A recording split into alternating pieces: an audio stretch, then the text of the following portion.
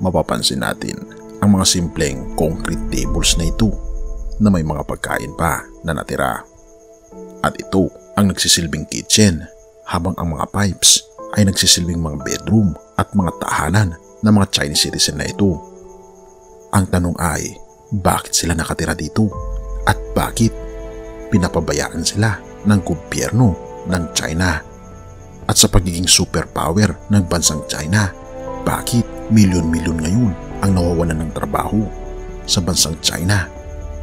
At bakit milyon-milyon ang naghihirap sa China? Atin itong pag-usapan, mga kaibigan. Kapansin-pansin, mga kaibigan, ang mga nangyayari ngayon sa bansang China. Dumadami kasi ang kanilang mga problema. Isa na rin dito ang kawalan ng mga trabaho sa bansang China.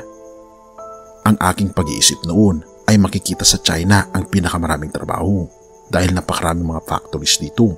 Dahil halos lahat ng mga gamit ko ay nababasa ko ang made in China.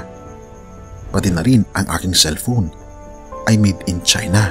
Mga damit ay made in China.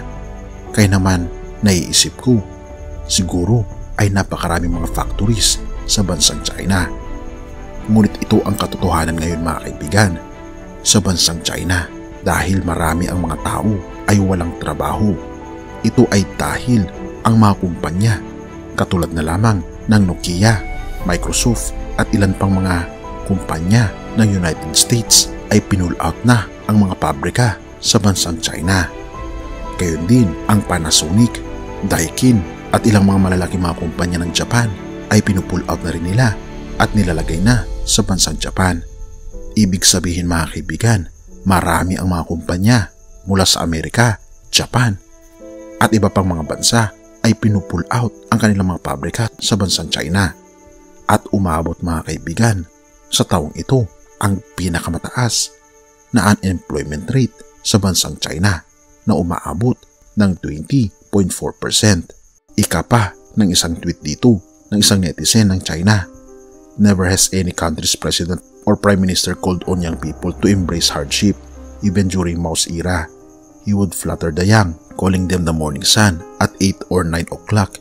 In this era of globalization, with increasingly quick and transparent information dissemination, asking young people to embrace hardship is a disdain for the young. It's unbelievable that the party media sings praises for this and uploads it from the top to bottom. Why abandon a peaceful life and insist on making young people suffer?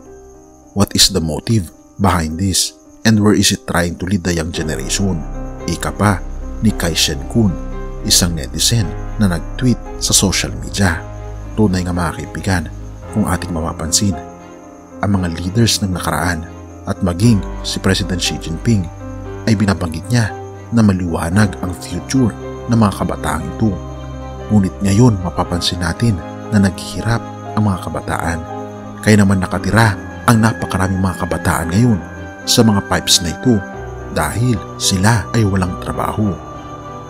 Ang karamihan kasi sa mga kabataan, pag nag-edad na ng 18 sa bansang China, ay dapat independent na sila. Ang kaawa-awang mga kabataan ay nagiging independent nga, ngunit wala naman silang tirahan, wala silang trabaho at wala silang pagkukuhanan ng kanilang pang-araw-araw na magagamit para sila ay mag-survive sa bansang China.